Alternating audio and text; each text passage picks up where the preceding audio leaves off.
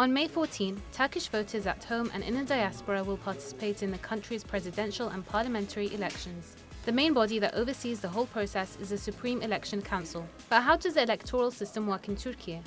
Since the 1960s, the main responsibility of the council has been to ensure that the elections take place under fair, transparent and equal conditions. When the election calendar is set, candidates for both presidential and parliamentary elections are evaluated.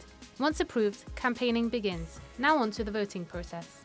All eligible voters receive a letter in the mail detailing where they'll cast their votes depending on their registered address. Most times, schools are allocated as voting stations. After a series of devastating earthquakes hit southern Turkey, killing tens of thousands and displacing over 2 million people, a decree published in the country's official gazette stated that survivors of the deadly quakes would be able to vote wherever they are currently residing. A ballot box committee is established for each ballot. These consist of 6 people, 1 civil servant, 1 supervisor, and 4 representatives from each main party. This committee monitors the voting procedures and makes sure that everything runs smoothly.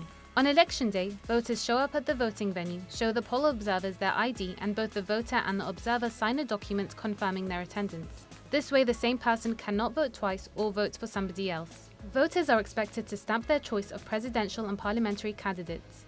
Envelopes are then sealed and placed inside a clear ballot box sitting in front of the observers.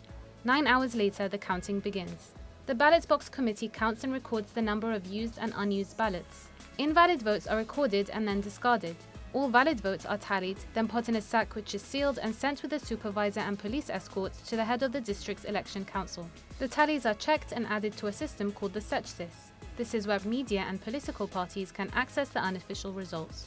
Voters follow the results, and once finalized, the Supreme Election Council makes an official announcement confirming the winner. If any disagreements arise regarding the vote count, candidates and their deputies can object to the result and take it up with Turkey's election councils in the following order. They look into the case and announce a final verdict.